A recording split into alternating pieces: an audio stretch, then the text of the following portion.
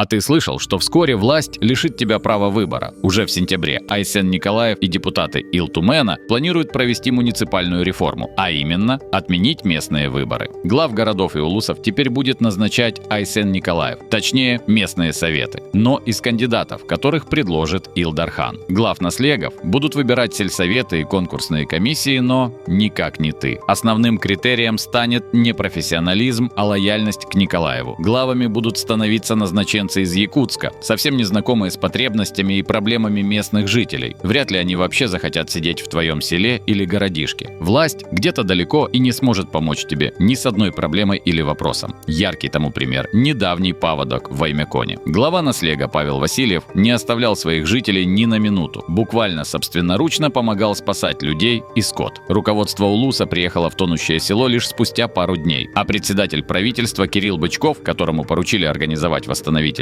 работы, прилетел только через неделю. Пофотографировался, раздал поручения и вместо реальной помощи распорядился отправить на затопленные луга сенозаготовительные бригады. Глупые и некомпетентные управленцы – проблема даже в благополучные времена, а в беде с ними банально опасно.